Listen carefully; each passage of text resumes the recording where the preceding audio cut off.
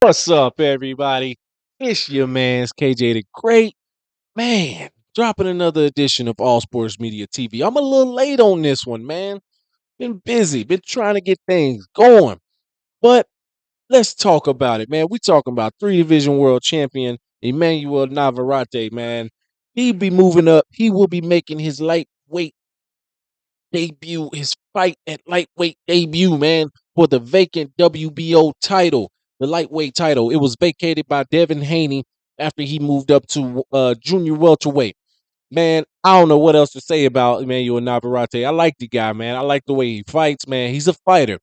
He's fought at 122, 126, and 130, capturing titles at all those weights, and is ESPN's number one fighter at 130. But all good things come to an end with new beginnings on the back end, and he's moving up into the lightweight division to take on some of the best pound for pound fighters in the world at some point. That's what I'm hoping. And let's just say Navarrete is 38 wins, one loss, no draw, with one draw, excuse me, with 31 wins by way of knockout. He last fought Robson Conceição, dropped him twice, man, but fought to a draw. A lot of to the surprise of a lot of people, fought to a draw. Um, they were talking about it wasn't his best showing, and yeah, from my outlook on it, it wasn't his best showing. They were talking about he possibly had some type of injury, or maybe it's time for him to move up because of the weight cut, et cetera, et cetera. But nonetheless, man, I thought he probably squeaked out a split decision, in my opinion. When I went back and looked at the fight, it was one of those things where I was like, man, I thought he should have did just a little bit more to make it convincing. But kudos to Conceição, man. He didn't let it get too far away from him. But the better, they it was a draw, and yeah, it was tough for him. Now he'll be taking on. Let me say this right, Denis Berinchuk from Ukraine. Hope I said it right. At least the first name. But Berinchuk, that might be how you say the second. His last name. He's 35 years old, from Ukraine. He'll be making his first attempt at a world title, stepping up levels upon levels. He's coming off of back-to-back wins over Yvan Mandy and Anthony Yiggett. Can you dig it? um, but yeah, definitely two good wins for him, and a major step up in class for him. I thought personally, I didn't think he would be the person they would choose for this fight, but you know how things are, man. Politics in the sport, man. I'm not knocking him, man. He's a good fighter, but politics, they want to keep these belts in house. ESPN, PBC, and his own Matchroom Boxing and all that. Matt Queensberry Promotions, all the bull crap they be pulling. But nonetheless, man, I think this is going to be an interesting fight, man. It's scheduled to take place in San Diego, California, May 18th, which is going to be a tough date, in my opinion, because on that same date, you're going to have Tyson Fury versus Alexander Usyk if nothing happens and nothing pushes that fight back even further.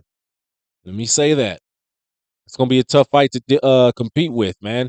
I wish they didn't put that fight on that date. I wish they probably would have moved it the day before or the day after, the Monday after. Put it on Wednesday. I watch it. I like watching boxing during the week too. I'm sure a lot of people around the world do too. But all in all, man, I think this will be a great time for Emmanuel Navarrete to step up, separate himself, and put himself in the running for fights with the other big cats in the 135 division. This will make him a 4-division world champion. I like it, man, because how many 4-division world champions do we have in 135? You got 3-division world champions and Tank Davis and Shakur Stevenson. I think Lomachenko is the 3-division world champion as well. Kambosos, he's a champion. He was former champion, looking to become a 2-time lightweight champion. He was unified. So yeah, I think he can settle himself in the mix with all those guys with a win right here. Personally, I think if he does win this fight, I think a possible unification bout with Shakur Stevenson may come at the end of the year. later in the year. I definitely think um I definitely think a potential another unification bout can come at the end of the year or sometime in the fall with the winner of George Kambosos and Lomachenko. That would be an interesting fight, depending on who wins. I'm torn to say who will win because you don't know where Lomachenko his mentality is after taking that loss to Devin Haney. But I think he'll be fine with Kambosos. He's had a tough go since losing to Devin Haney back to back. In my opinion, I thought he lost to Maxie Hughes. I thought he got outboxed a little bit. But they said he won, and they said he won convincingly. But I just didn't think it was his best showing. Now, for me personally, if he somehow beats Lomachenko, I could see them making a unification bout with either Shakur Stevenson or the winner of this bout with Navarrete and Berinchuk. But I would personally like to see it be Lomachenko and Emanuel Navarrete and Shakur Stevenson in a unification bout sometime later this year. That would be explosive. That would be a fight to see. But let me know what you guys think, man. Do you think Navarrete will get a stoppage in this fight? Do you think he goes on to unify the division? Let me know in the comment section, man. I thank you guys for tuning in. Peace.